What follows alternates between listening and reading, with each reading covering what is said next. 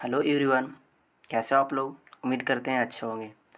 आज हम लोग क्लास 8 के हिस्ट्री बुक के चैप्टर 7 से संबंधित कुछ बातें करने वाले हैं, जिसका नाम है वोमेन कास्ट एंड रिफॉर्म, महिलाएं, जाति एवं सुधार।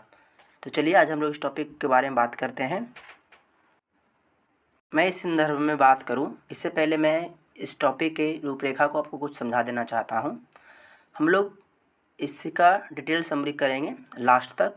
पूरा आप लोग को ध्यान से सुनना है, पूरा लेक्चर सुनना है। और जब लेक्चर ख़त्म हो जाएगी उसके बाद या इसी वीडियो में या फिर कोई अदर वीडियो में इसका टोटल क्वेश्चन आंसर हम करवा देंगे। टेंशन नहीं लेना है। साथ साथ में इसके अंदर से भी एक तो बुक में जो रिलेटेड क्वेश्चन है उससे तो क्वेश्चन आएगा ही आपका एग्ज़ाम में। दूसरी बात, इसके अंदर से भी क्वेश्चन आता है। तो मैं साथ साथ में या तो मैं कोशिश करूँगा कि यहीं पे मैं हाईलाइटेड करते जाऊँगा ताकि आप लोग उसको नोट करें, या फिर मैं बाद में उस चीज़ का जो मोस्ट इम्पोर्टेंट नोट्स है, टॉपिक है, मैं उसको भी लिखवाते चला जाऊँगा, क्योंकि ये आप लोग का ऑब्जेक्टिव टाइप क्वेश्चन के लिए आपका फ़ायदेमंद होगा। ठीक है, तो आप लोग को ध्यान रखना है। ऑब्जेक्टिव के लिए आपको बुक ही पढ़ना है सबसे पहले। दूसरी बात कि टॉपिक पढ़ रहे हैं, इससे पहले आप लोग हम उम्मीद करते हैं कि आप लोग पहले भी इस चैप्टर को पढ़ चुके हैं। नहीं पढ़े हैं तो पढ़िए, या फिर हम जब लेक्चर ख़त्म करेंगे तो आप लोग अवश्य पढ़ेंगे, ऐसा हमें उम्मीद है। ठीक है, तो चलिए टॉपिक को शुरू करते हैं। जैसा कि टॉपिक का नाम है वोमेन कास्ट एंड रिफॉर्म, महिलाएं, जाति एवं सुधार। अर्थात इसमें सीधा सीधा है जो आज से लगभग बहुत समय पहले 100 साल 200 साल 300 साल पहले जो महिलाओं की आर्थिक स्थिति थी उस पर चोट किया गया है। हम लोग सोच भी नहीं सकते कि आज जिस दौर में हम लोग जी रहे हैं और जितना अच्छा हम लोग का कंडीशन है, लोग आराम से रह लेते हैं, महिलाएं भी लगभग अपना फ्रीडम महसूस करती है। आज से 200 साल 300 साल पहले ऐसा नहीं था। हम अगर 20वीं सेंचुरी की बात करें, 20वीं शताब्दी की बात करें, तो लोग इतना आराम से और इतना सजग तरीके से मतलब नहीं रह पाते थे। उनके अंदर बहुत कुछ था जो बहुत सहे उन लोग। खास करके मैं बात करूँ महिलाओं की स्थिति की बात हो रही है। और इसमें दूसरी टर्म बात आता था तो कास्टिज्म, यानी जातिवाद में जो नीचे स्तर के लोग हैं, जो SC ST कास्ट के लोग हैं, उन पर भी बहुत ज़्यादा जुल्म देखने के लिए मिला है।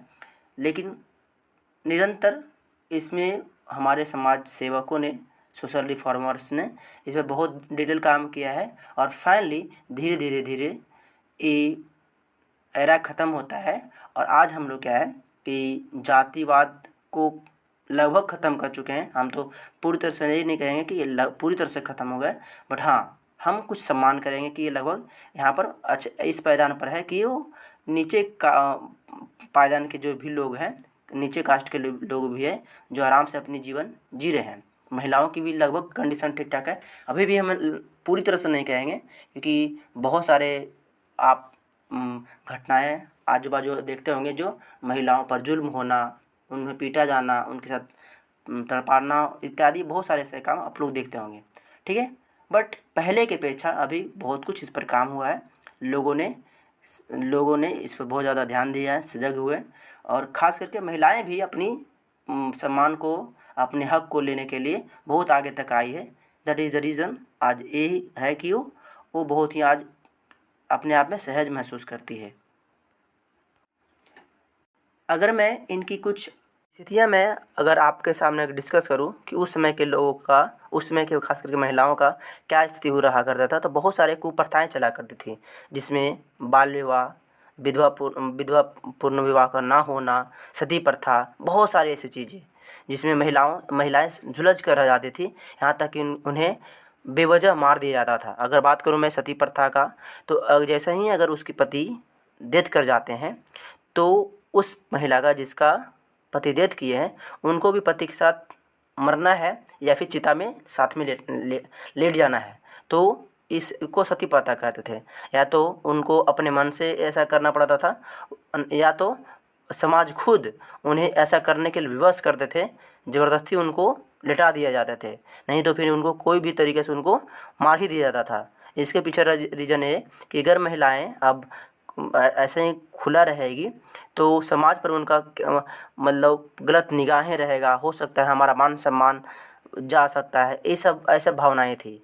अगर यही सोचिए कितनी दर्दनाक कहानी रही होगी। अगर किसी की पत्नी डेथ करे तो पुरुष नहीं मरेगा, है ना, पुरुष के लिए कोई बाधा नहीं थी, क्योंकि हमारा समाज है जो पुरुष प्रधान रहा है, इसलिए पुरुषों को ज़्यादा सम्मान मिला है, महिलाओं को कम सम्मान मिला है। और अभी भी ये कहीं ना कहीं कुछ हद तक देखा जाता है।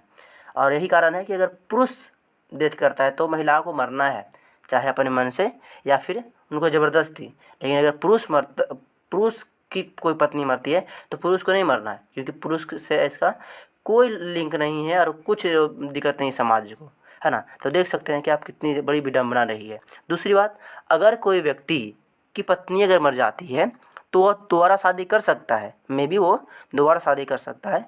लेकिन जैसा ही अगर किसी की पति मर जाता है तो वह दोबारा शादी नहीं कर सकता है। यही कारण है कि सती प्रथा जैसे प्रथाओं का, है ना, चला। और ये प्रथा नहीं, बिल्कुल हम ये तो कहेंगे कि ये बहुत ज़्यादा कुप्रथाएँ रहा था। हालांकि उस समय के समाज के लोगों के लिए यह ठीक ठाक रहा होगा जिन्होंने इनका प्रचलन किया होगा। लेकिन हम इसका बिल्कुल विरोध करते हैं, क्योंकि सोचिए ज़रा इसमें महिलाओं की क्या भूमिका रही होगी और क्या उनके सामने मनोदशाएँ रही होगी। दूसरी बात करें तो बाल विवाह, अर्थात एक ऐसा प्रथा जिसमें बच्चे अभी शादी का मतलब भी नहीं जाने हैं, शादी में कितनी प्रथाएं होती है, उनको किस तरह से संभाला जाता है, लोगों का रहन सहन कैसा होता है, शादी का सही मतलब क्या होता है, ये अभी तक जाने भी नहीं है। और समाज इस समस्या से अपना कहने का मतलब है कि छुटकारा पाने के लिए कि आने वाले समय में बच्चों के विवाह के लिए कोई चिंता ना करना पड़े, वह उनकी बचपन में ही कोई छोटे छोटे कन्याओं के साथ में उनका शादी ब्याह सेट कर देते थे, ताकि वो कुछ लगभग 11, 12, 10 साल के अगर उम्र तक हो तो उनका ब्याह हो जाए। कंडीशन कुछ ऐसा रहा है कि मतलब सिर्फ ये दो शादियाँ सिर्फ दो सिमिलर एज में नहीं होती थी, बल्कि पुरुष का उम्र कितना है, 20 साल है, 22 साल है, और कन्या का उम्र 10 साल है, 12 साल है, उस उम्र तक उतना उम्र के लेवल का डिफरेंस तक भी शादियाँ हुआ है। और ये कहीं ना कहीं एक लड़कियों के लिए बहुत ज़्यादा दर्दनाक स्थितियाँ रही है कि बहुत ही कम उम्र में शादी हो जाने की वजह से बहुत ही जल्दी वो माँ बन जाती थी। और माँ जब बन जाने के कारण उनको बहुत सारी दर्दनाक कंडीशन से गुजरना पड़ता था। वो उस समय उतना सक्षम नहीं होती थी कि वो अपने बच्चों को संभाल पाए, बच्चों को जन्म दे पाए। और यही कारण है कि कभी कभी क्या कहूँ, अधिकतर बार तो मतलब जो महिलाएं हैं अपने बच्चों को जन्म देते ही उनकी मृत्यु हो जाती थी। तो ये सारी समस्याएं हमारे समाज की महिलाओं ने झेला। और इन समस्याओं को दूर करने के लिए हमारे बहुत सारे रिफॉर्मर्स सामने आए हैं, जिसे हम लोग आगे डिस्कस करने वाले भी हैं, जिसमें राजा राम मोहन राय है, स्वामी दयानंद सरस्वती है, बहुत सारे हैं, हम लोग पढ़ने वाले भी है ना। ये सब रहे हैं। दूसरी बात अगर और बात करें तो ये जातिवाद की विशेष चर्चा। जातिवाद में क्या कि अगर कोई भी जाति के लोग नीचे कास्ट से बिलोंग करते हैं, यानी SC ST के लोग हैं, है ना, जो कहने वाला है मांझी है, महार है, चमार है, ये सब है, तो उनको बहुत ही निम्न स्तर से देखा जाता था। जो स्वर्ण लोग थे उनको बहुत ही अलग नज़र से देखते थे, उनको मतलब कहने वाले नीच भावना से देखते थे। उनको मंदिर में नहीं जाना है, उनको सार्वजनिक तालाब में नहीं जाना है, उनको स्कूल सरकारी भवन है वहाँ नहीं पढ़ने जाना है ना। इस कारण से उनको बहुत पीछे रखा गया था। और ये सब कुछ था जातिवाद का देन, जो स्वर्ण बड़े कास्ट के जो लोग हैं बहुत लंबे समय तक इसको चलाते आ रहे थे। फाइनली इस पर भी काम हुआ और ये भी एक समय के बाद हटता है, जिसमें बहुत सारे आप लोग काम देखे होंगे। जैसे महात्मा गांधी भी इसके बिल्कुल घोर विरोधी रहे हैं। इसका सबसे बड़ा अगर विरोधी रहे तो हमारे संविधान निर्माता डॉक्टर भीमराव अम्बेडकर, इन्होंने सब बहुत बड़ा काम किया है इस पर कि छुआछूत को हटाओ, है ना। जो नीचे का जो कास्ट के लोग हैं उसको सम्मान दो, उनको विशेष छूट दिया जाए ताकि वो भी अपने वर्चस्व को फिर से खड़ा कर सके।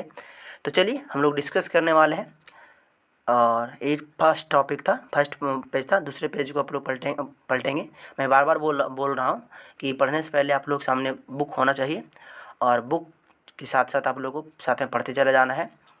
दूसरा अगला टॉपिक देख पा रहे हैं तो टॉपिक है कि वर्किंग टुवर्ड्स चेंज। क्या है? Working towards change. इसका मतलब क्या होता है? परिवर्तन की दिशा में कदम। अर्थात वही बात कही जा रही है कि स्टार्टिंग टाइम में जो महिलाओं ने झेला है, और मतलब कंडीशन कुछ ये भी था, है ना, दुख ये भी था कि जब तक महिलाएं झेलती रही तब तक इनके बचाव के लिए बहुत सजग तरीके से, बहुत ही बेहतर तरीके से प्रयास भी नहीं किया गया कि महिलाओं को इस दशा को दूर भी किया जाए।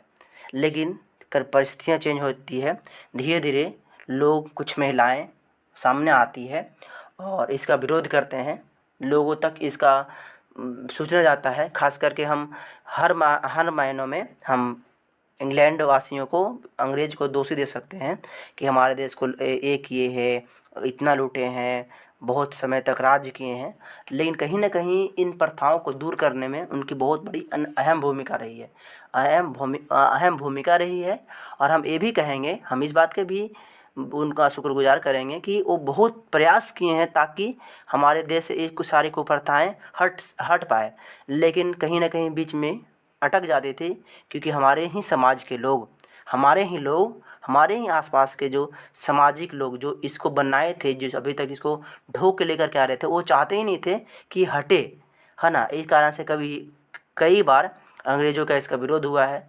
अंग्रेज़ इसको मतलब लागू करते फिर उसको वापस अपने कदम पीछे कर लेना होता था। लेकिन फाइनली इन सब को दूर करने के लिए हमारे ही समर्थक एक सामने आते, जो अभी हम कुछ समय पहले इनका नाम भी लिए थे, राजा राम मोहन राय।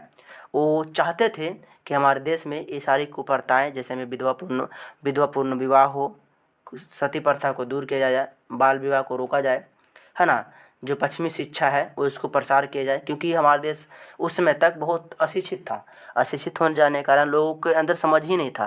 मैं पहले बोल रहा हूँ कि जो लोग जितना पढ़ेगा वो सब कुछ के बारे में उतना जानेगा। किसी ने क्या खूब कहा है कि शिक्षा वह शेरनी का दूध है, जो जितना पिएगा उतना दहाड़ेगा। अर्थात जो तब जब तक चीज़ों को समझेगा नहीं, जानेगा नहीं, तब तक वह सही मायने में क्या समझ पाएगा कि आखिरकार महिलाओं की ख़राब कंडीशन क्या रही होगी, लोगों ने क्या झेला होगा। आखिरकार उस चीज़ को फेस करेगा तब ना। तो ये राजा राम मोहन राय चाहते थे कि ये हमारा देश शिक्षित हो, पश्चिमी शिक्षा का लहर हमारे देश में भी आए और हमारे देश की कंडीशन भी सुधार में आए। ठीक है, तो इनका निरंतर ऐसा प्रयास रहा था। और तीसरे पेज में हम अगर आ जाएँ तो टॉपिक है चेंजिंग द लाइफ विडो, मतलब विधवाओं की ज़िंदगी में बदलाव लाने की कोशिश। ये कोशिश कैसे लाई गई होगी, तो आइए हम लोग उस पर चर्चा करते हैं। स्टार्टिंग टाइम में जब महिलाओं के अपने उनके पति जाते थे, डेथ कर जाते थे, तो उनको तो या तो सती प्रथा उनको ना झेलना पड़े, तो उनको लाइफ टाइम विधवा रहना है। यानी उनके अंदर उनके साथ किसी को शादी नहीं करना है, चाहे वो उनकी उम्र जो जैसा ही शादी हुआ कुछ समय के बाद मर गए या फिर बूढ़ी हो गए तब मरे, लेकिन उनको विधवा रहना है। ये समाज का कहीं ना कहीं देखा जाए तो ये विडंबना था। कहने मतलब कि एक खराब विचारधारा था। ये कोई भी अगर स्त्री जिनका पति बहुत ही कम उम्र में ही डेथ कर गए, तो कैसे अपनी ज़िंदगी को आगे वाले समय तक वो झेल पाएंगे, कैसे उससे वो अपने आप को संभाल पाएंगे। तो समाज में और जो शुभ चिंतक थे, वेल विशर्स थे, जो सोशल रिफॉर्मर्स, उनके अंदर ये भावनाएं थी कि इनका भी कोई साथी हो, अर्थात इनका साथ दोबारा शादी हो। लेकिन समाज का इतना दबाव था कि कभी इसके सामने, मतलब समाज के सामने प्रस्तुत करने की विचार रखते ही नहीं थे। लेकिन बाद में इस पर भी प्रस्ताव रखा गया, इस पर भी बातें हुई और लोगों में जो कुंठाएँ थी इसको दूर किया गया। अगर बात करें तो एक टर्म को याद रखना है ना, कि फाइनली 1829 में सती प्रथा को बैन कर दिया गया, है ना, हटा दिया गया। आप लोग को याद रखना है टर्म, ये पॉइंट बिल्कुल आप लोग को याद रखना है। ये सब बात ही आप लोग को याद रखना है आप लोग को, ठीक है।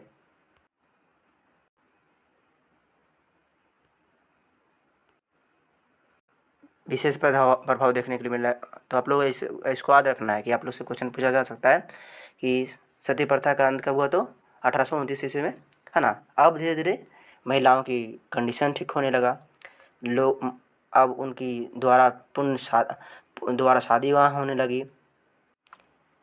हालांकि ये स्थितियाँ सामान्य नहीं थी, इतना आसान नहीं था कि समाज ये जो बहुत लंबे समय से जो कुंठाएँ चली आ रही थी, प्रथाएँ चली आ रही थी, उसको आराम से एक्सेप्ट कर लेगा कि चलो हाँ ठीक है, अब विधवाओं को पुण्य विवाह होगा, ऐसा मजाक नहीं है ना। लेकिन हाँ, हम ये कह सकते हैं कि 1829 ईस्वी के बाद, यानी बोले तो 1830, 35, 40 के बाद है ना, इसमें स्थितियाँ कुछ सुधार होने लगी। जो महिलाएँ कुछ हद तक, है ना, कहते हैं ना कि सही चीज़ों का जो अनुमूलन तो धीरे धीरे ही होता है ना, तो हुआ, लेकिन थोड़ा सा उसमें लेट लगा, लेकिन हाँ इसमें काम किया गया। अगर देखा जाए तो उनके अलावा हमारे देश में ईश्वर चंद्र विद्यासागर की बहुत बड़ी भूमिका रही, जिन्होंने महिलाओं को मतलब पुनः विवाह कराने में बहुत बड़ी भूमिका निभाई है। कहते हैं कि प्रसिद्ध ईश्वरचंद्र विद्यासागर ने विधवा विवाह के पक्ष में प्राचीन ग्रंथों का भी हवाला दिया। अंग्रेज सरकार से उनका यह सुझाव माना कि इनके लिए कुछ ऐसा कानून पारित किया जाए ताकि इनका भी पुनः विवाह हो जाए। तो अंग्रेज है जो, है ना, 1856 में विधवा विवाह के लिए, है ना, एक कानून पारित करते हैं। मतलब इनके तहत कि जो महिलाएं जिस महिलाएं का पति, है ना, एक ऐसे असामान्य समय में मृत्यु हो गया है, जो चाहते हैं कि फिर से उनकी मैरिज हो सके, शादी हो सके, उनके लिए वो कानून लाया गया। और याद रखना है इनमें बहुत बड़ी अगर भूमिका होता है तो वह ईश्वरचंद्र विद्यासागर की भूमिका होती है। हम जैसा कि कहें ना कि प्रथाएं लाना सामान्य है, उसको ला देना है, लेकिन ये रूढ़िवादी सोच, है ना, रूढ़िवादी सोच कोई इतना आसान नहीं था कि उसको समाज आराम से एक्सेप्ट कर लेगा। रूढ़िवादी का मतलब कहने वाला पुरानी विचारधाराओं से संबंध रखने वाले लोग, जो पुरानी बात को सबसे ज़्यादा मानता है कि नहीं, बस ये हमारे दादाजी एक कहते आ रहे थे और वही होना है तो वही होना है, मतलब ये सब बातें, मतलब उनकी ये सोची, मतलब एक्सेप्ट नहीं कर रही थी, समाज इसका विरोध कर रहा था, है ना। लेकिन बहरहाल कंडीशन ठीक हुआ। अब नेक्स्ट टॉपिक की बात करें तो नेक्स्ट पेज पर अगर आप लोग आएंगे तो टॉपिक नंबर है, टॉपिक का नाम है girls being going to a school. क्या है? Girls being going to a school, यानी लड़कियां स्कूल जाने लगती है ना। क्या मतलब निकलता है? यानी अब कुछ कंडीशन ऐसा रहा है कि महिलाओं की कंडीशन को सुधार के साथ साथ में इसमें और भी कुछ बदलाव लाते हैं। जो महिलाओं को अभी तक स्कूल का नज़ारा देखने के लिए नसीब नहीं हुआ था, वो कभी जानते नहीं थे कि स्कूल होता क्या है।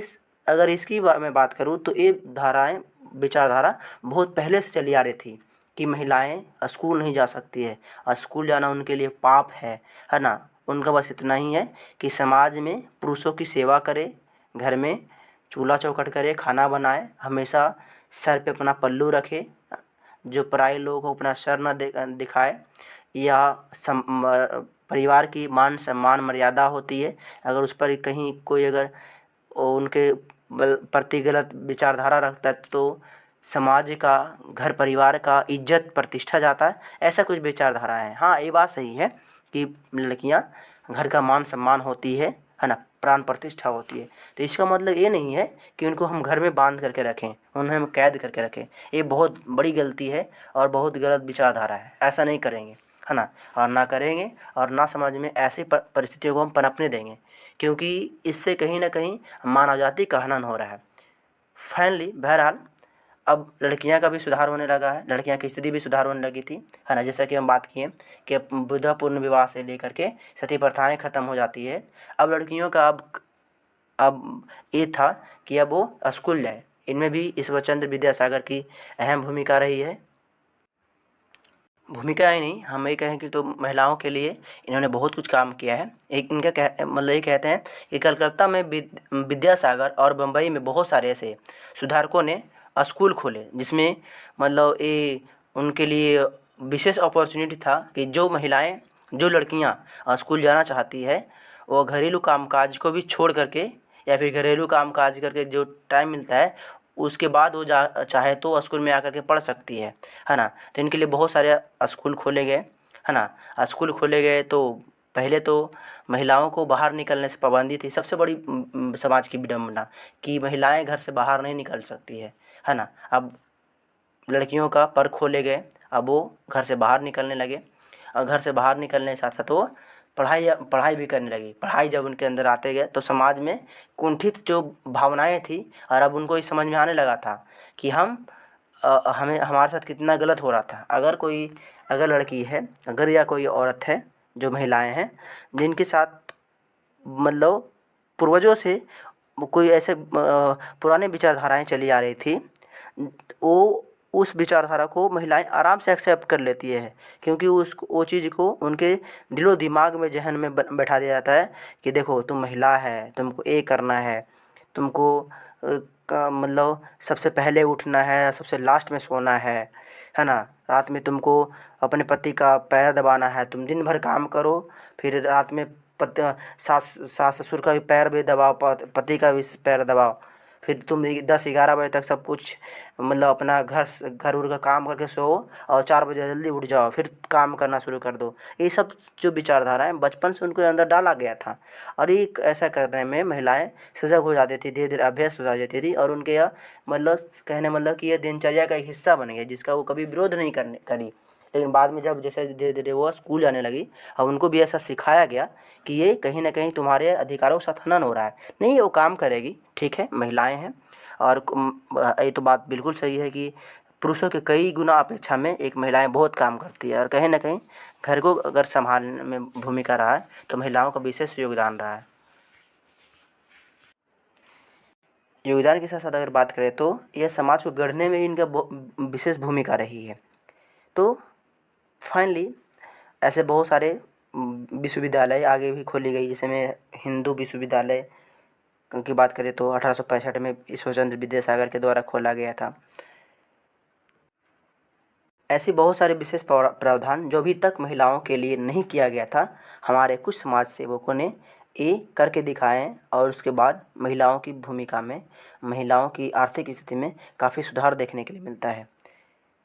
नेक्स्ट टॉपिक है, टॉपिक लिखा हुआ है कि वोमेन राइट अबाउट वुमेन, यानी महिलाएं खुद महिलाओं के बारे में लिखने लगी, क्योंकि कहीं ना कहीं बहुत लंबे समय तक इन महिलाओं के साथ में गलत हो रहा था और गलत होने के साथ साथ ये कभी भी, है ना, दुनिया को दिखाने की कोशिश नहीं किए और ना ही समाज में इसको प्रस्तुत करने के लिए कोशिश किए। जैसे बहुत सारे एग्जाम्पल्स है, जैसे रानी लक्ष्मीबाई है,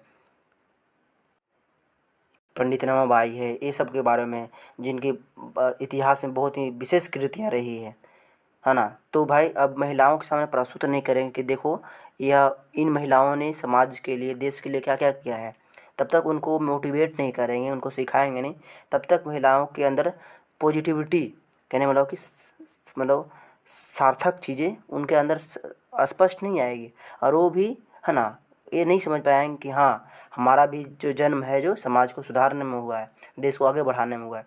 तो इनको समझाने के लिए कोई होना भी चाहिए, है ना। तो महिलाएं खुद ही हैं जो विशेष महिलाएं हैं जो इतिहास में बहुत कुछ अपना नाम कमा चुके हैं, उनके बारे में लिखती है। कहा जाता है कि 20वीं सदी की शुरुआत से ही बहुत सारी मुस्लिम महिलाओं ने महिला शिक्षा को बढ़ावा देने के लिए अहम भूमिका अदा की। से भोपाल की बेगम ने अलीगढ़ में लड़कियों के लिए प्राथमिक शिक्षा खोला गया। बेगम रुकैया सखावत हुसैन भी इस दौर का एक प्रभावशाली महिला थी, जिन्होंने कलकत्ता और पटना में मुस्लिम लड़कियों के लिए स्कूल खोले।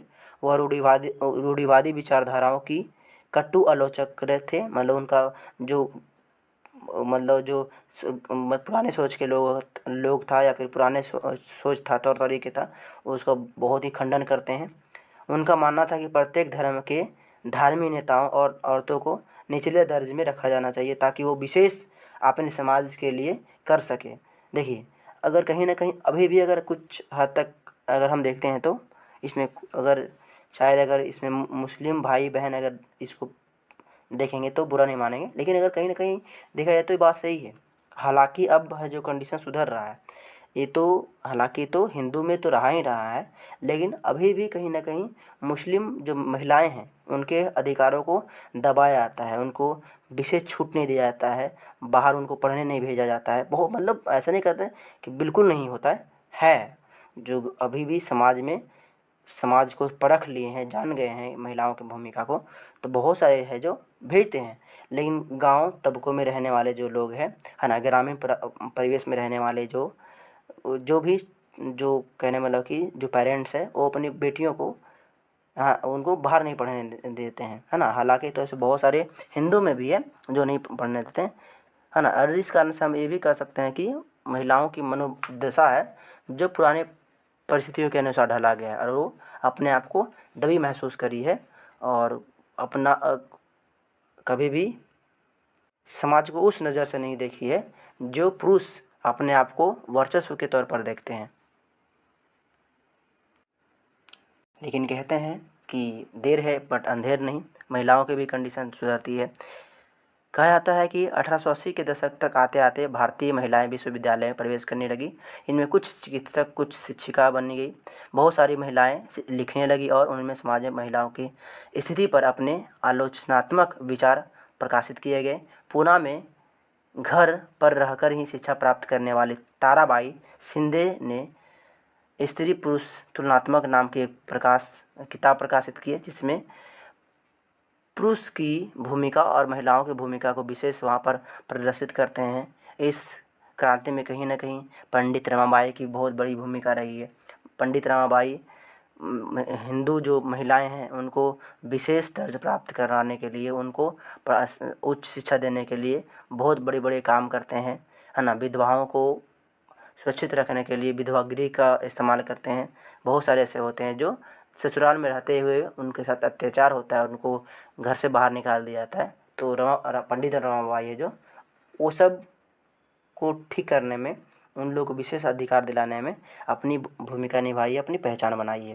तो हम कह सकते हैं कि महिलाओं की क्या उस दौर में भूमिका रही है, और अब वो अपने आप को ठीक करने में कहीं ना कहीं बहुत बेहतर काम कर रही है। और अगर महिलाएं अगर कुछ उच्च करती है, कुछ अच्छा करती है, तो सिंपल सी बात है कुछ ऐसे भी लोग होंगे जो रूढ़िवादी विचारधारा से सोच रखेंगे। रूढ़िवादी का मतलब फिर से समझ लेना है, भूलना नहीं है। रूढ़िवादी मतलब जो पुराने जैसा सोचते हैं, मैं कहने मतलब कि जो जन्मों जन्मांतर तक दादा परदादा के दादा बहुत लंबे समय तक जो नियम कानून व्यवस्थाएं चली आ रही थी उसी को मानने वाले।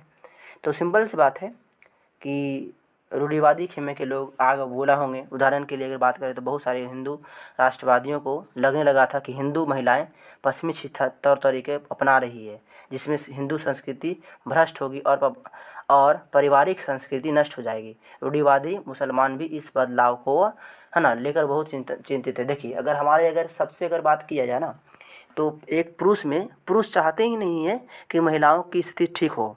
जिसमें अगर पुरुष चाह लेंगे कि नहीं कुछ भी हो जाए, महिलाओं की अब आर्थिक स्थिति ठीक होना चाहिए, तो ठीक हो जाएगा।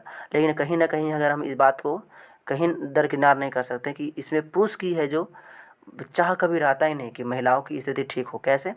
अगर महिलाएं सपोज करिए पढ़ने लग जाएंगे, पढ़ने लगेगी महिलाएं, अब पढ़ने लगेगी तो वो जॉब करेगी। अब जॉब करेगी तो बहुत सारी महिलाएं जॉब के लिए जाएगी। अब पुरुष को इस बात का डर है कि अगर मान लीजिए कि हमें जॉब नहीं लगा और महिला को, मेरी पत्नी को जॉब लग गया, वो जाएगा जॉब करने के लिए, हमको घर में काम करना पड़ेगा। यानी जो जीवन महिलाएं जीती थी वह अब उसे जीना पड़ेगा, है ना। और इस बात को भली भांति समझता है पुरुष कि क्या महिला घर में रह करके क्या झेलती है, क्या उनको सहना पड़ता है। अरे बहुत सारे पुरुष हैं जो ऐसा चाहते नहीं।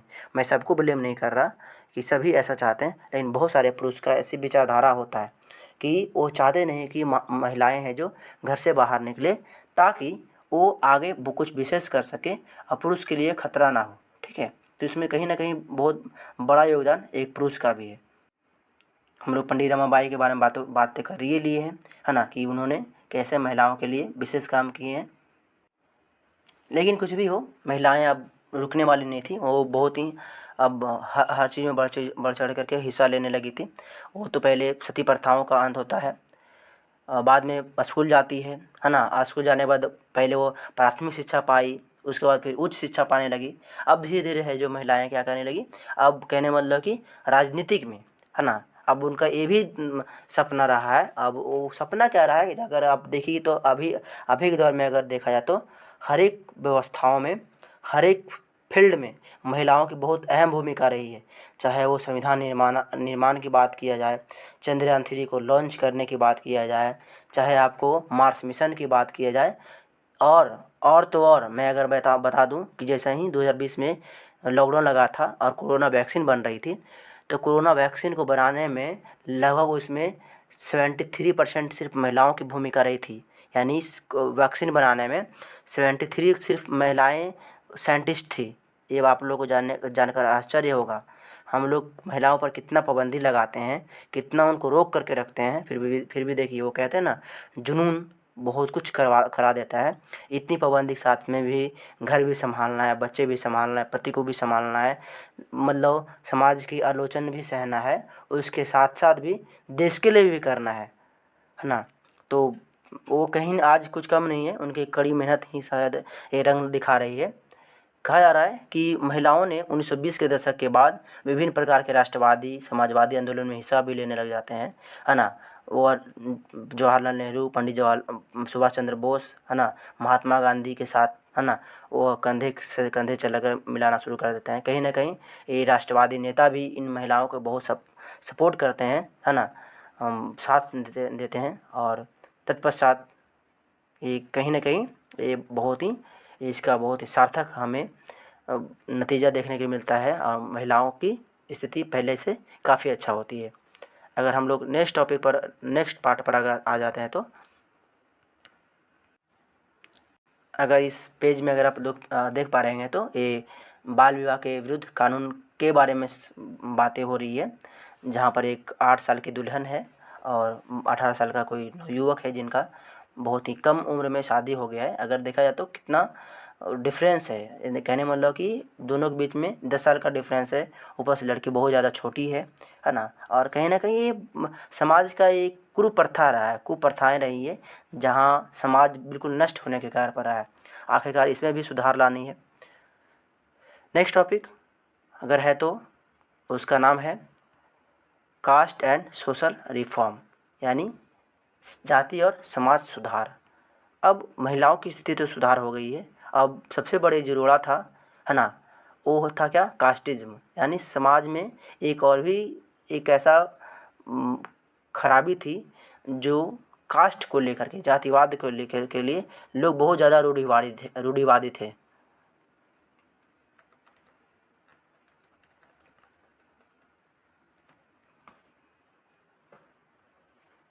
लोगों का ऐसा मानना था कि ये जो नीचे कास्ट के लोग हैं, नीचे कदे के लोग हैं, उनको सिर्फ नीचे वाले काम के लिए ही इनका जन्म हुआ है।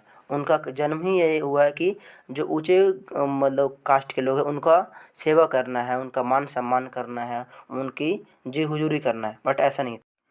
प्रारंभिक समय में इन नीचे कास्ट के लोगों की स्थितियाँ तो काफ़ी ज़्यादा ख़राब रही है। उन्हें समाज में बहुत कुछ झेलना पड़ा है। कभी भी एक तराजू पर उन्हें समान नहीं तोला गया, हमेशा नीच भावना से देखा गया। लेकिन कहता ना कि संघर्ष बहुत बड़ी चीज़ होती है। आदमी जितना ज़्यादा संघर्ष करता है, उन्हें आगे चल के कहीं ना कहीं ये उन्हें सफलता मिल ही जाती है। और इसमें भी राजा राम मोहन राय की बहुत बड़ी भूमिका होती है कि समाज को ठीक ठाक कर सके। अगर उनका हमेशा से चिंतन बौद्ध से रहा है, चूँकि हम लोग जो है हिंदू धर्म से बिलोंग करते हैं, और हिंदू धर्म में ही सबसे ज़्यादा देखा गया है ऊंच नीच वाली भावनाएं। लेकिन अगर वही बौद्ध ग्रंथ की बात किया जाए तो बौद्ध ग्रंथ में, बौद्ध धर्म में वह ऊंच नीच या फिर बौद्ध की बात करें या फिर ईसाइयत की बात करें, ये सब में बहुत ही मतलब असमानताओं को दूर रखा गया है, यानी इसमें सभी शामिल हो सकते हैं। तो यही कारण से है कि वो बहुत सारे तो बौद्ध धर्म में ही वो अनुयायी हो गए, और राजा राम मोहन राय उनकी बहुत ज़्यादा आलोचक, मतलब बहुत ज़्यादा कहने मतलब कि समर्थन भी किए हैं। बाद में हिंदू समाज में भी सुधार आती है।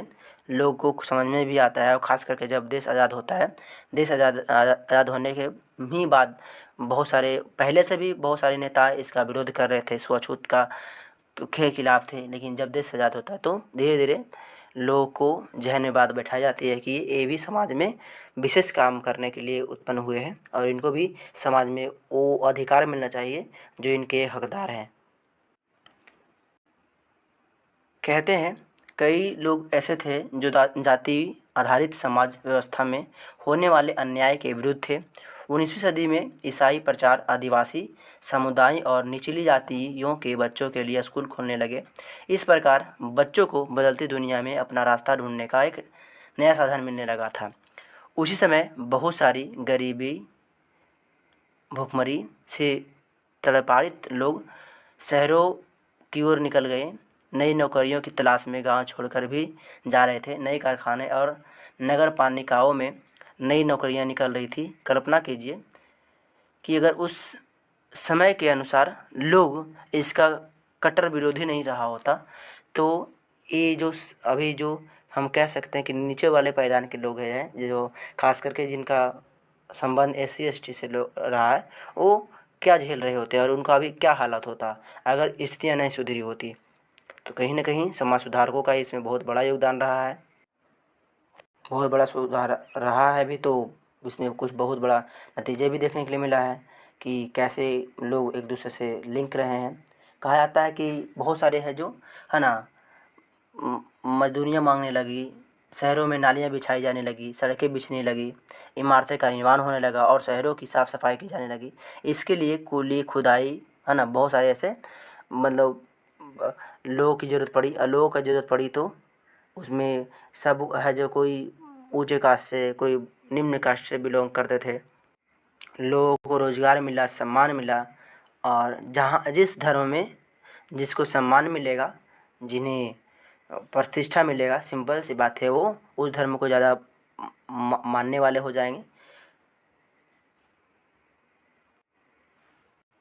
समाज में जातिवाद के लिए विभिन्नताएं तो रही है, इसमें कोई दो नीति वाले बात नहीं रहे हैं, है ना, कि जो ऊंचे कास्ट के जो लोग हैं ये निम्न कास्ट के लोग साथ के साथ दोहरा व्यवहार नहीं किए। इसमें कहीं हम पीछे नहीं हो सकते या ना ही इसको झूठला सकते हैं, है ना।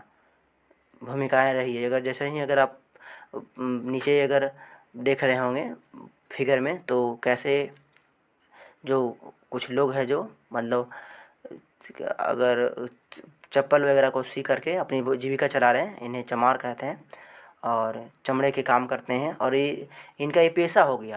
यानी ये देखो चमार है तो जूता सिएगा और जूता सीने के अलावा कुछ नहीं काम करेगा। सपोज करिए कि अगर रोज़ के रोज़ अगर इनके पास कोई सीने के लिए जूता चप्पल सियाने के लिए आ गया तो इनकी जीविका चल रही। लेकिन सपोज करो कि लंबे समय तक अगर कोई नहीं सियाने के लिए आया, कोई उससे काम नहीं करवाने के लिए आया, तो इनके खाने के लिए लाले पड़ जाते थे। अब खाने के लिए लाले पड़ेंगे तो सिंपल सी बात है, इनकी स्थितियाँ ख़राब तो होगी, है ना। ये और गरीब से गरीब होते जाएंगे, है ना। तो कहीं ना कहीं हमारे जो समाज सुधारक थे इन पर उनकी बहुत गहरी सोच थी और गहरी निगाहें थी। लेकिन जो समाज का समाज के लोगों का, ऊंचे कास्ट के लोगों का जो दबाव रहा है, कभी उससे मतलब बाहर नहीं निकल पाते थे। लेकिन जो जिनके पास सत्ता आई, जिनके पास पावर है, जैसे में डॉक्टर भीमराव अम्बेडकर रहे हैं या पढ़ करके आए, पढ़ने के बाद इनके पास सम्मान मिला, प्रतिष्ठा मिला, लोग इनके जाने। और ये फिर इसका जब आलोचक रहे हैं, वो कहते हैं ना कि आप किसी को ऐसे नहीं बदल सकते हैं, बदलने के लिए आपके पास पावर तो होना ज़रूरी है ना, आपके पास पहचान होना चाहिए। आप यूं ही किसी को कहेंगे कि पानी बचाओ तो कोई नहीं आपकी बात मानेगा। लेकिन हाँ, अगर आप खुद उसका अगर समर्थन करते हैं, आप उसका बचाव की ओर करते हैं, तो आपकी बात को कोई मानेगा और लगेगा कि नहीं ये समाज के लिए कुछ अच्छा कर रहा है। तो वो लोगों को लगा, दिखा डॉक्टर भीमराव अम्बेडकर में कि ये हमारे लिए काम आ सकता है, हमारे लिए काम कर सकता है। नेक्स्ट जो टॉपिक है हमारा, उस टॉपिक का नाम है demands for equality and justice. क्या नाम है इसका? Demand for equality and justice. तो आप लोगों को याद रखना है कि इसको याद रखना है, यानी इसको हम लोग क्या कह सकते हैं कि समानता और न्याय की मांग। अब सिंपल सी बात है कि कोई भी कास्ट, कोई भी धर्म, कोई भी लोग कैसे एक लंबे समय तक वो आपके तलपाड़ना को झेलेगा, कैसे आपके अन्याय को झेलेगा। आप जब वो अपने वर्चस्व पर खड़ा होगा, उनके पास भी अपना अधिकार आएगा। अब उनको ऐसा लगने लग जाएगा कि ये अगर हम इसको अगर अभी विरोध नहीं करते हैं तो हम पर बहुत ज़्यादा सवाल उठते ही रहेंगे। तो एक समय आएगा जो इसको लोग विरोध करना शुरू कर देगा। और जनरली है कि आगे समय में इनका विरोध करना शुरू कर दे, होता भी है। जैसे हम कहा जाता है कि मध्य भारत में सतनामी आंदोलन की शुरुआत घासीदास ने की, जिन्होंने चमड़े का काम करने वाले को संगठित किया तथा सामाजिक स्थिति में सुधार के लिए आंदोलन छेड़ा कि अब हम कोई भी अगर नीचे कास्ट के भी लोग हैं जो, तो हम ऊंचे कास्ट के जो नियम है या फिर उनका जो काम है करने के लिए जो विवश है उसको नहीं मानेंगे। अगर वही बात करें तो पूर्वी बंगाल में हीरादास ठाकुर ने मतुआ पंथ से चंडाल काश्तकारों के बीच काम किया, है ना। हरिदास ने जातिवाद व्यवस्था को सही ठहराने वाले ब्रह्मवादी को, है ना, उनको उस पर सवाल उठाया कि ये सही नहीं है। अगर कहीं ना कहीं अगर सबसे ज़्यादा अगर मतलब अगर रहा है ना, जिनमें विशेष अगर सम्मान मिला है तो ब्राह्मण को मिला है। और ब्राह्मण ही थे जो ये चाहते नहीं थे कि ये बदलाव नहीं हो। अगर बदलाव आएंगे तो सिंपल है कि उन्हें ही ऐसा बहुत कुछ जो अभी तक बनी बनाई जो व्यवस्थाएं चली आ रही थी उसमें बदलाव होने लग जाएंगे। ऐसी बात की जाए तो जाति के समाज सुधारक श्री नारायण गुरु अपने लोगों के बीच एकता का बात रखते हैं। उनमें कहते हैं कि मतलब लोगों से मिलजुल कर के रहना है ना, समाज में रहना है। मतलब उनका मानना भी है कि मानवता ही एक जाति है, एक धर्म है और एक ईश्वर है, इससे बड़ा कुछ नहीं है। लोग आपस में बेवजह जातिवाद के लिए मरते हैं, है ना, उन्हें खराब परिस्थितियों से देखते हैं, है ना, रहते हैं, है ना, और उन्हें हमेशा नीचा समझने की कोशिश करते हैं। नेक्स्ट जो टॉपिक पर हम लोग अगर आते हैं, टॉपिक का नाम है, टॉपिक नहीं है ना, एक बहुत बड़े प्रतिष्ठित व्यक्ति का नाम है जिसका उनका नाम है गुलामगिरी। ठीक है, ये बहुत ही जाने माने चेहरे रहे हैं हमारे समाज में। वहीं अगर हम बात करें तो निम्न जाति नेताओं में ज्योतिबा राव फूले सबसे मुखर नेताओं में से रहे थे, जिनका जन्म 1827 ईस्वी में हुआ था। ये ईसाई के प्रचार में बहुत ही आगे आए थे, बहुत सारे स्कूल भी खोले हैं। उसी तरह से, है ना, ज्योतिबा फूले के साथ साथ में गुलामगिरी का भी नाम बहुत ही प्रसिद्ध रहा है। प्रसिद्ध होगा भी क्यों नहीं, है ना, क्योंकि ज्योतिबा फूले के द्वारा चलाया गया एक मुहिम है ना, गुलामगिरी, जो ब्रह्मवादों से ब्राह्मणों से, है ना, संघर्ष करते हैं। और उनका कहना है कि हम सभी है जो आर्यों के निवासी हैं और हम लोग को भी, है ना, अपने आर्य होने का गर्व है। आर्यों के आने से पहले यहाँ बहुत निवासी रहे हैं, है ना, और हमें यहाँ से अब निकलना है, क्योंकि कहीं ना कहीं वो जातिवाद के पलड़े में अगर रह करके देखते हैं तो ये सभी को जातिवाद है जो उन्हें गुलाम बना करके रखे हैं बहुत लंबे समय तक। ज्योतिबा फुले ने इस बात का दावा भी किया है कि आर्यों के शासन से पहले यहाँ स्वर्ण युग था। तब योद्धा किसान जमीन जोते थे और मराठा देहात पर न्यायसंगत और निष्पक्ष तरीके से शासन करते थे। उन्होंने सुझाव दिया कि शूद्र बोले तो निम्न जाति और अशूद्र बोले तो जो अछूत है, जिनको छूते नहीं थे, कोई जातीय भेदभाव खत्म करने के लिए संगठित होना चाहिए, है ना। उन्होंने ज्योतिबा फुले द्वारा दिया गया, है ना, सत्यशोधक समाज संगठन ने अपनी समानता में उसको दोहराते हैं और लोग अपनी इस व्यवस्था को ठीक करने की कोशिश करते हैं। इसे बहुत सारे लोगों का सुझाव होता है, जातिवाद पर गहरा प्रभाव पड़ता है, जातिवाद धीरे धीरे ख़त्म होने लग जाती है। इस कदम में हम ज्योतिबा फुले का नाम कहीं नीचे नहीं रख सकते, बहुत योगदान रहा है उनका। यही कारण है कि उनका वर्चस्व रहा है, जैसा कि हम अभी गुलामगिरी के बारे में बात किए थे। क्योंकि ज्योतिबा फुले ने 1873 ईस्वी में गुलामगिरी नामक एक पुस्तक रखते हैं। सिंपल सी बात है, वो गुलामी की ओर इंडिकेट करते हैं। गुलामी ये नहीं कि वो अंग्रेज़ों से है, गुलामी का मतलब है कि वो एक कास्ट है, एक जाति है जो दूसरे जाति से क्या है, बंधन में है, कि तुम्हें मतलब एक फ़िक्स काम करना है तो वही काम करना है, दूसरा काम करना नहीं है, जिससे उनकी स्थिति काफ़ी ख़राब रही है। तो इस बात पर वो चोट करना चाहते हैं, क्योंकि समाज के इस दोहरी नीति पर ज्योतिबा फुले का हमेशा मतलब कड़ा निंदा रहा है। ज्योतिबा फुले ने जाति व्यवस्था की अपनी आलोचकों से सभी प्रकार की गैर बराबरी को जोड़ा है ना, तथा वह उच्च जाति महिलाओं की दुर्दशा, मजदूरों की मुसीबतों और निम्न जातियों के अपमानपूर्ण हालात के बारे में है ना गहरी चिंतन करते हैं। और वह समाज से ऐसी आशा रखते हैं कि जो ये चल रहा है कुंठाएँ जो जाति के लिए है ना, वो आगे चल के दूर होता है। और शायद है ना इस पर मतलब काम भी होता है। जाति के सुधारक यह आंदोलन 20वीं सदी में बहुत ही गहरे स्तर पर देखा जाता है कि जब इसका नेतृत्व डॉक्टर भीमराव अम्बेडकर कर रहे होते हैं, दक्षिण में ईवी रामास्वामी नायकर कर रहे होते हैं।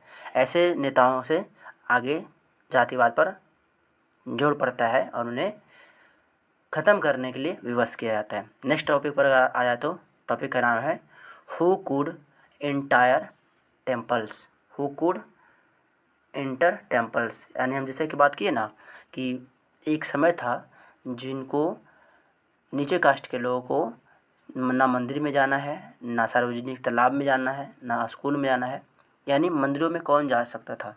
ये भी एक प्रश्न चिन्ह था जातिवाद में। इस भूमिका में कौन नहीं जानता है डॉक्टर भीमराव अम्बेडकर के बारे में, है ना, जो उनकी कहानियाँ रही है।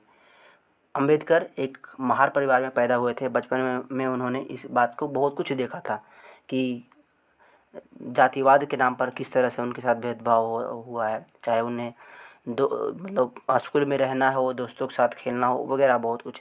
दोस्त तो जो स्वर्ण है उनके साथ तो रहते ही नहीं थे, है ना। रोज़ाना उनके साथ कोई ना कोई भेदभाव किया जाता था। स्कूल में उन्हें कक्षा से बाहर ज़मीन पर बैठाया जाता था, है ना। उन्हें स्वर्ण बच्चों के साथ द्वारा किए गए इस्तेमाल पाने का भी उन्हें इजाज़त नहीं था कि अगर कोई बड़े उच्च घर के बेटा है, लड़के हैं, तो जिस मतलब बर्तन में पानी पिएंगे उसमें उनको नहीं पीना है, ठीक है।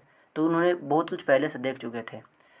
अमेरिका जाने से हेतु वो है ना वहाँ पर अमेरिका जाते हैं, उसके बाद वहाँ पर उच्च शिक्षा प्राप्त करते हैं। उच्च शिक्षा प्राप्त करने के बाद जब वो वापस आते हैं तो फिर उसके बाद वो डायरेक्ट गहरा चोट करने लग जाते हैं समाज पर कि क्या क्या हो रहा है ना। वो पहले भी देख चुके थे, जब वो बचपन में थे तो उनको मंदिर में नहीं प्रवेश करने दिया जाता है, तो इस पर भी वो बहुत बड़ा चोट करते हैं। उन्हें जलाशय में बचपन में भी नहीं प्रवेश करना दिया जाता था, है ना। आए तब भी उनके लिए बहुत कुछ ऐसा देखने के लिए मिला। उसके बाद डॉक्टर भीमराव अम्बेडकर ने इस पर भी बहुत बड़ी कड़ी प्रतिक्रिया दी, है ना। इसका निंदा किया कि ऐसा नहीं होना चाहिए। समाज अब इस जो परिस्थितियों को झेल रहा है और जिस संघर्ष सोच को लेकर के चल रहा है, इसे अब दूर करना चाहिए। आंकड़ा है कि 1927 में अम्बेडकर ने मंदिर प्रवेश आंदोलन शुरू किया, जिनमें महार जाति के लोगों ने अपनी बड़ी भूमिका में हिस्सा लिया। ब्राह्मण पुजारी इस बात पर बहुत आगे बोला हुए कि दलित भी मंदिर से जलाशय का पानी इस्तेमाल कर रहे हैं। 1927 से 1935 के बीच अम्बेडकर ने मंदिर प्रवेश के लिए ऐसे 3 आंदोलन चलाए। वह पूरे देश को दिखाना चाहते थे कि समाज में कोई भी जाति व्यवस्था ठीक नहीं है, ये समाज को खोखला करती है, जिसका सकारात्मक प्रभाव आगे देखने के लिए भी मिलता है। और नीचे पायदान के लोग यानी कास्टिज्म के लोग, नीचे कास्ट के लोग को फिर वो अधिकार मिलना भी शुरू हो जाती है, ठीक है। नेक्स्ट टॉपिक पर आते हैं हम लोग। टॉपिक है नन ब्राह्मण मूवमेंट, यानी गैर ब्राह्मण आंदोलन, ठीक है। तो उम्मीद करते हैं आप लोग इसको फोकस रखेंगे। हम लोग चलिए इसके बारे में डिस्कस करते हैं, क्या लिखा हुआ है। इसको कहा जाता है 20वीं सदी के आरंभ में ही गैर ब्राह्मण आंदोलन शुरू हुआ। यह प्रयास उन गैर ब्राह्मण जातियों के लिए था जिन्होंने शिक्षा, धन और प्रभाव हासिल हो चुका था। उनका तर्क था कि ब्राह्मण तो उत्तर से आए उन आर्य आक्रमणकारियों के वंशज है, जिन्होंने यहाँ के मूल निवासियों देसी द्रविड़ नस्लों को हराकर दक्षिणी भूभाग पर विजय हासिल की थी। उन्हें सत्ता पर ब्राह्मणवादी दावे को भी चुनौती दी। मैंने कहा था ना कि जैसे ही समाज में बदलाव होने लग जाएंगे तो कुछ ऐसे विचारधाराओं के लोग होंगे जिन पर ये बहुत बड़ा झटका महसूस होगा। उन्हें बहुत ही एक अजीब जैसा लगा कि ये क्या होगा, ये क्या बदलाव आ गया। तो सिंपल सा है कि उन्हें आँखों से पर्दा हटना भी ज़रूरी था। कहते हैं कि पेरियार के नाम से प्रसिद्ध ईवी रामास्वामी नायकर, अगर आप देख रहे हो फिगर में, वही है ईवी रामास्वामी नायकर पेरियर। एक मध्य वर्गीय परिवार में पले बढ़े थे। उन्होंने प्रारंभिक शिक्षा में वे सन्यासी थे, जीवन में वो सन्यासी थे। उन्होंने संस्कृत शास्त्रों का गंभीरता से अध्ययन किया था। बाद में वे कांग्रेस के सदस्य बने, परंतु जब उन्हें राष्ट्रवादियों द्वारा आयोजित की गई एक दावत में देखा गया कि वहाँ बैठने के लिए जातियों के हिसाब से अलग अलग इंतज़ाम किया हुआ है, तो उन्हें हताश होकर पार्टी छोड़ दी। इस दावत में निम्न जातीय और उच्च जातियों के लिए अलग अलग बैठने का इंतजाम किया गया था। पेरियर की इस समझ में आ चुका था कि अछूतों ने अपना कहीं दामन छोड़ा नहीं है, अपने स्वभाव के लिए खुद लड़ना पड़ा होगा। इसी बात पर उन्हें ध्यान में रखते हुए स्वाभिमान आंदोलन शुरू किया। उन्हें कहना था कि चाहे तमिल हो, द्रविड़ हो, संस्कृति हो, कुछ भी हो, है ना, कोई भी धर्म के लोगों को ऐसे समाज में इनडायरेक्टली छुआछूत जैसे मतलब व्यवहार तो होना ही नहीं चाहिए। ये कहीं ना कहीं हमारे संस्कृति सभ्यता को ठेस पहुंचाता है। हालांकि इस सब के बारे में हमारे पुराने हिंदुओं में भी बहुत कुछ लिखा हुआ है जहाँ पर ये जातिवाद को इंडिकेट किया हुआ है। लेकिन हम अब नए युग के बच्चे हैं, मॉडर्न युग के बच्चे हैं, और मॉडर्न युग में, है ना, आधुनिक युग में ये सारी समस्याएं अगर हमारे सामने रहता है तो समाज कभी आगे बढ़ेगा नहीं। हम लोग कहीं ना कहीं उन कुंठाओं में ही उलझ करके रह जाएंगे जहाँ वो हमारे बहुत पहले पूर्वज रहा करते थे। तो हमें उसको कहीं ना कहीं कोई चीज़ को खंडन भी करना है। हाँ, हमें पूरी चीज़ को खंडित करते हुए आगे नहीं बढ़ना है। हमें वही चीज़ को तोड़ना है जो कि हमें ये लगे कि इसका टूट जाना ही बेहतर है। समाज में जो प्रथाएं लंबे समय तक चला आ रहा था उसको ख़त्म होना ही ज़रूरी है, तो हम इसको फॉलो कर सकते हैं। जैसे हम देख सकते हैं सती प्रथा, विधवा पुनर्विवाह, ये सब जो बाल विवाह है, ये सब का टूटना ज़रूरी था, ख़त्म होना ज़रूरी था, क्योंकि ये हमारे समाज को खोखला कर रहा था। ये सब कुप्रथाएं हमारे समाज के लिए बेहतर नहीं था, अच्छा नहीं था। तो इसको हम दरकिनार भी नहीं कर सकते। हालांकि एक दिन में नहीं है, एक लंबे समय लगा, एक लोगों से नहीं, बहुत सारे लोगों ने, है ना, हमारे समाज में अपनी आकर के भूमिका निभाते हैं, अपना काम करते हैं, और बहुत एक लंबे समय के बाद, एक दौर के बाद हमें वो समाज देखने के लिए मिलता है जैसा कि हम लोग कल्पना कर रहे थे, हम लोग चाह रहे थे। उसके बाद बहुत सारे लोगों ने अपने अपने अनुसार, जैसा कि जिसमें जो चीज़ में सहज देखें वो धर्म को अपनाएं, वो धर्म में जाना पसंद किए, है ना। अपनी अपनी सबकी भूमिका रही है। जैसे में अगर कुछ हमारे समाज सुधारकों की बात करें तो ब्रह्म समाज की बात करेंगे।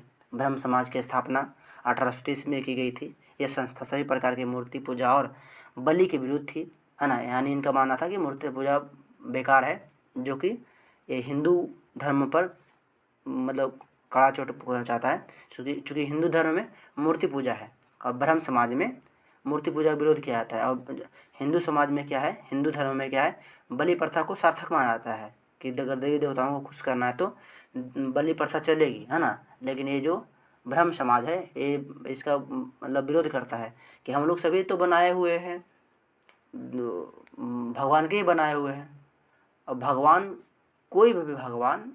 कोई भी हो, है ना, अपने ही बनाए हुए लोगों को मार करके कैसे खुश हो सकता है ना। इस बात का आलोचना करते हैं, है ना। फिर डिरोजिया एवं यंग बंगाल की बात करें तो 1820 के दशक में Henry Louis William Derozio Hindu college की स्थापना किया जाता है ना, जहाँ पर कलकत्ता में एक अध्यापक भी रहे हैं, है ना। वो भी वहाँ पर अपने बहुत कुछ मूलभूत चीज़ों को बदलाव में लाते हैं, है ना। जैसा कि आप फिगर में देख सकते हैं, इस फिगर में है, ठीक है, यहाँ पर टॉपिक बाय टॉपिक लिखा हुआ है। उस तरह से स्वामी विवेकानंद के बारे में कौन नहीं जानता, है ना। एक ऐसे व्यक्ति जो शायद इतिहास में अपने आप को छाप छोड़े हैं, है ना। एक ऐसा व्यक्ति जिनको, है ना, प्रत्येक युवा बहुत ही मन से इनको मानते हैं, अपने आदर्श को मानता है कि उठो और चलो, और जब तक रुको नहीं जब तक तुम्हें अपनी मंजिल प्राप्त न हो जाए। इनकी द्वारा ही दिया हो गया कथन है जो आज के युवाओं को काफ़ी प्रभावित करता है और उन्हें हमेशा मोटिवेट रहने के लिए प्रेरित करता है। अगर हम स्वामी विवेकानंद की बात करें तो इनका मूल नाम नरेंद्रनाथ था, है ना।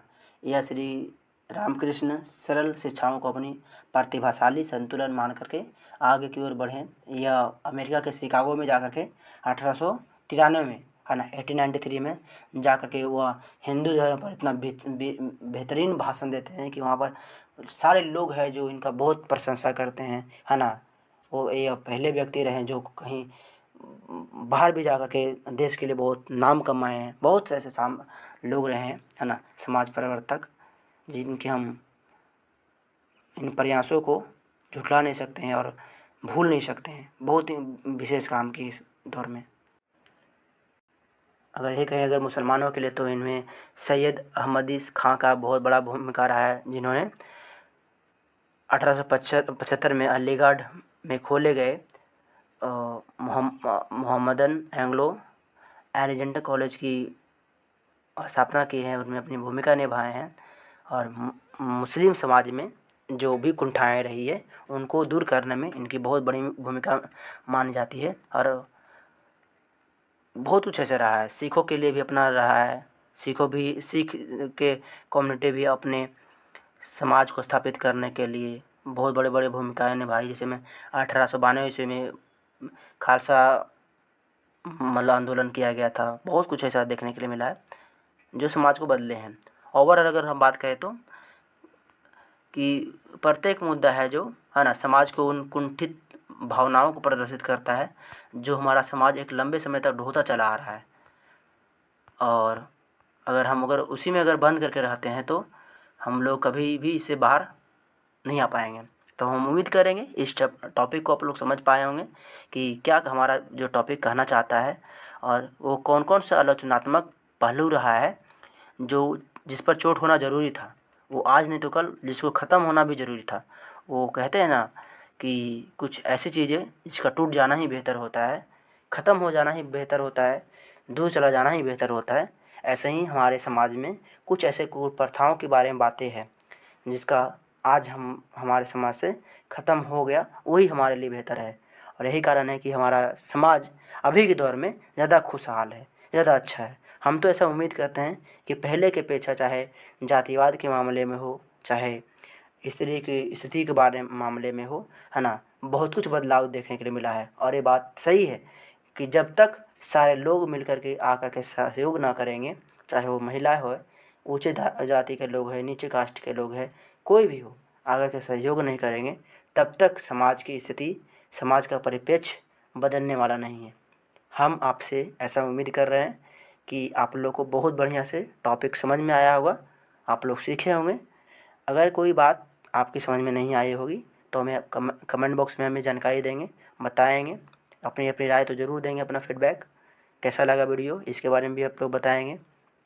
कोई दुविधा, कोई आपका सुझाव, वो भी हमें लिखेंगे।